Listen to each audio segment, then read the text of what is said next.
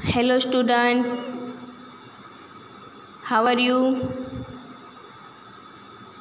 Okay, welcome to GEMS International School. My name is Falguni Barod, Standard 6, Hindi workbook. तो student, open your workbook. Chapter 3 समझदार नन्ही। I hope student कि आपने CW की notebook में शब्दार्थ स्वाध्याय जो मैंने अगली वीडियो में भेजा था आपको, तो आपने लिख लिया होगा, ठीक है। और नहीं लिखा है तो प्लीज़ स्टूडेंट लिख लेना, फिर एग्ज़ाम में आपको रीड नहीं कर पाएंगे। इसलिए प्लीज़ हर वीडियो को देख के आप जो भी वर्क है वो करते रहिए। अब यहाँ पे क्या है कि चैप्टर 3 समझदार नन्ही कहानी आज हमें वर्कबुक में लिखना है। ओके, तो वर्कबुक में लिखिए क्वेश्चन 1 MCQs है कि निम्नलिखित प्रत्येक प्रश्न के उत्तर के लिए दिए गए विकल्पों में से सही विकल्प चुनकर उसका क्रम अक्षर प्रश्न के सामने दिए गए बॉक्स में लिखिए, ठीक है। तो बिच्छू को खाली जगह सूझी, बिच्छू को खाली जगह सूझी, तो क्या सूझी? शैतानी, तो सी। ओके, तो यहाँ पे आपको लिखना है शैतानी। बिच्छू अपनी गंदी आदत का खलजे गया था, तो क्या था? गुलाम। तो क्या आएगा सामने बॉक्स में, क्या लिखोगे? बी। बिच्छू के प्राण पुनः किस में पड़ गए? तो दलदल में, लालच में, संकट में कि चक्कर में? तो संकट में। सी। मौत सामने देखकर बिच्छू को किसकी याद आई? माता की, पिता की, भगवान की कि नन्ही की? नन्ही की। तो यहाँ पे लिखो डी। अब बिच्छू ने किसे डंक न मारने का वचन दिया? बच्चों को, बूढ़ों को, स्त्रियों को कि निर्दोष को? तो निर्दोष को, तो आएगा डी। अब 6 नंबर है, बिच्छू दूसरी बार कहाँ गिरा? तो पानी की धारा में, कुएं में, तालाब में कि गड्ढे में? तो पानी की धारा में। क्या आएगा? ए। Very good. अब कोष्ठक में से उचित शब्द चुनकर रिक्त स्थानों की पूर्ति कीजिए। तो यहाँ पे ब्रैकेट्स दिया है, उसमें से नाम देखकर आपको लिखना है कि नन्ही ने बिच्छू की खलजे की पुकार सुन ली, तो करुण पुकार सुन ली। बिच्छू खलजे में फंस गया था, तो बिच्छू कहाँ फंस गया था? दलदल में।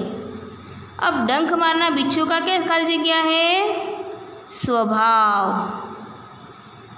अब मैं बिच्छू की खलजे की आदत छुड़ा कर रहूँगी। कैसी आदत छुड़ा के रहूँगी? गंदी। Very good. क्वेश्चन 3 सही वाक्यांश चुनकर विधानों को पूर्ण कीजिए। नन्ही ने बिच्छू को बचाया क्योंकि उसे बिच्छू पर दया आ गई थी। तो आपको यहाँ पे लिखना है कि उसे बिच्छू पर दया आ गई थी। ओके स्टूडेंट, आपको जो भी आंसर में टिक करो यहाँ पे, वो आपको ये लाइन में लिखना है, कंपलसरी है, ठीक है। नन्ही पीड़ा से तड़प उठी क्योंकि, तो बिच्छू ने उसे डंक मार दिया था। क आपको यहाँ पे लिखना है ना। फिर 3 नंबर, नन्ही को माँ के पास पहुँचने में देर हो गई क्योंकि वह बिच्छू को बचाने में लग गई थी। कि वह दलदल में फंस गई थी, कि वह बिच्छू से बात करने में लग गई थी। तो क्या हुआ था? वह बिच्छू को बचाने में लग गई थी। तो स्टूडेंट अब पेज नंबर 22 पर आओ। पेज नंबर 22 4 नंबर, बिच्छू शर्म से पानी पानी हो गई क्योंकि उसे दूसरी बार बचाने वाली नन्ही को वह डंक मारने जा रहा था।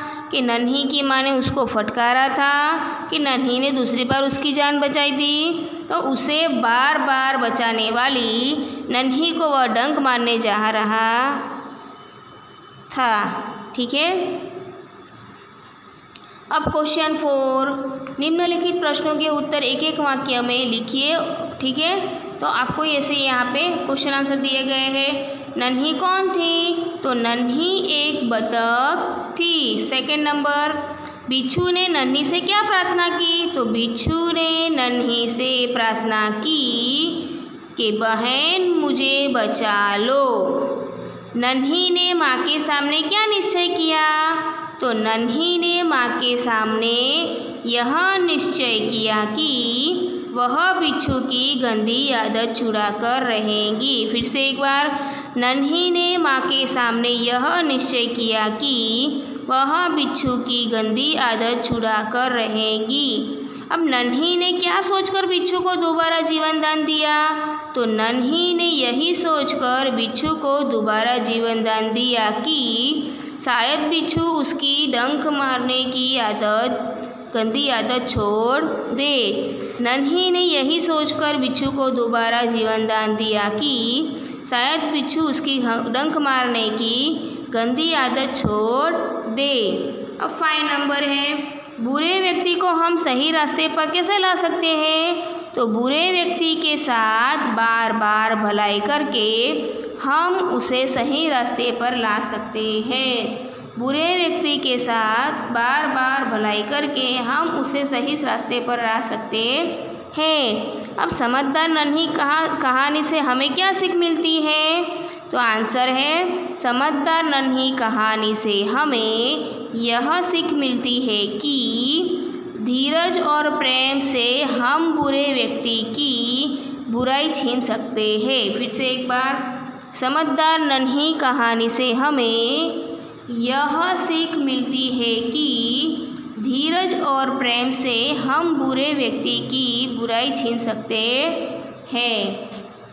अब है क्वेश्चन 5, निम्नलिखित वाक्य किसने किसे कहे हैं वो आपको नेम लिखने हैं। ठीक है।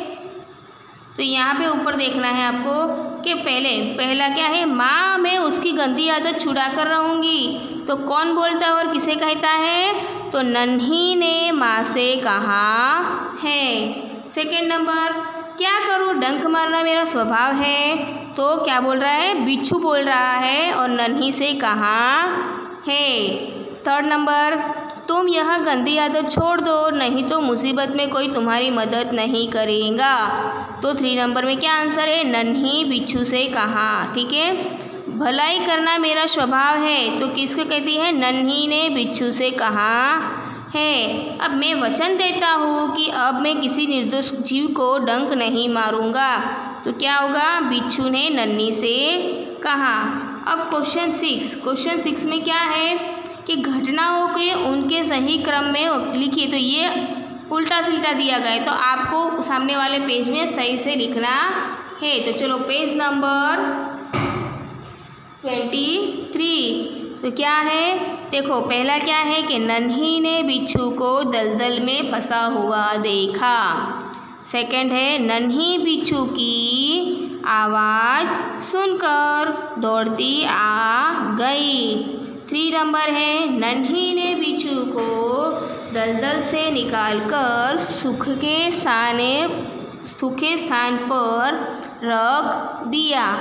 फिर 4 नंबर है, बिच्छू ने नन्ही को डंक मार दिया। 5 नंबर है, नन्ही अपनी माँ के पास चली गई।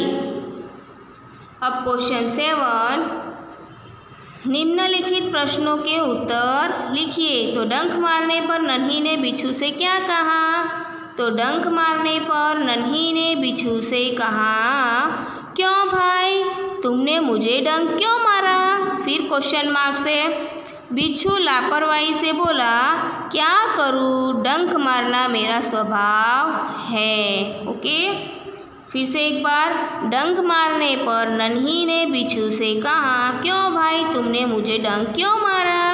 बिच्छू लापरवाही से बोला, क्या करूँ, डंक मारना मेरा स्वभाव है। सेकंड नंबर, माँ ने नन्ही से बिच्छू के स्वभाव के बारे में क्या कहा? तो बिच्छू अपनी गंदी आदत का गुलाम है। तुम उसे चाहे कितनी बार बचाओ, वह बार बार डंक मारता रहेगा। क्या कहा है कि बिच्छू अपनी गंदी आदत का गुलाम है।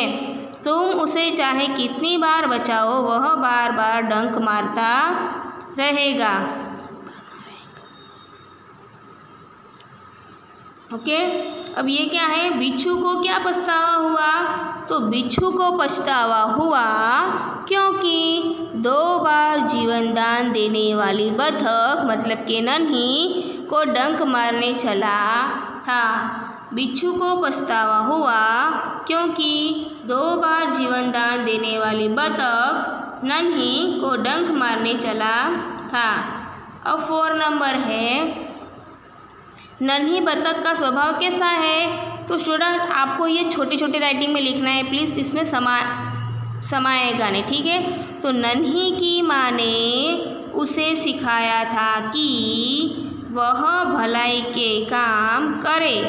जो नन्ही के साथ बुरा बर्ताव करता था, उसके साथ भी वह भलाई करती थी। किसी से बदला लेने के लिए वह अपनी अच्छी आदत छोड़ना नहीं चाहती थी। मुसीबत में पड़े हुए को बचाना वह अपना फ़र्ज, यहाँ पे फ़र्ज समझती थी। इस प्रकार सबकी भलाई नन्ही बतख का स्वभाव था। ठीक है, फिर से एक बार रीड करती हूँ। नन्ही की माँ ने उसे सिखाया था कि वह भलाई के काम करे। जो नन्ही के साथ बुरा बर्ताव करता था, उसके साथ भी वह भलाई करती थी। किसी से बदला लेने के लिए वह अपनी अच्छी आदत छोड़ना नहीं चाहती थी। मुसीबत में पड़े हुए को बचाना वह अपना फ़र्ज समझती थी। इस प्रकार सबकी भलाई नन्ही बतख का स्वभाव था। अब क्वेश्चन नंबर 8,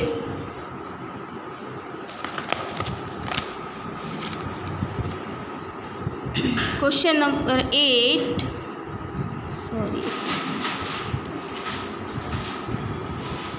निम्नलिखित शब्दों के समानार्थी शब्द लिखिए। तो पहला नंबर है नदी, तो क्या है? सरिता। फिर दूसरा नंबर है स्थान, तो ये क्या है? जगह। फिर ये क्या है? स्वभाव, तो प्रकृति। फिर ये क्या है? मुसीबत, तो संकट। फिर ये क्या है? प्रसन्न, तो खुश। थिरकना, तो नाचना। क्वेश्चन नंबर 9, निम्नलिखित शब्दों को शब्दकोश के क्रम में लिखने हैं। तो पहले डंक, नदी, बिच्छू, मुसीबत, शैतानी। ओके, लिख लिया आप लोगों ने।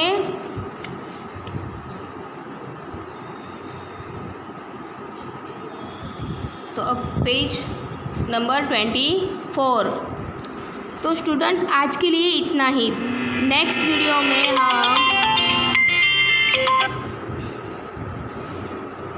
वीडियो में हम पेज नंबर 24 करेंगे और चैप्टर 4 एक्सप्लेन करेंगे। ओके स्टूडेंट, अगर आपको ये वीडियो अच्छा लगता है तो लाइक कीजिए। Thank you.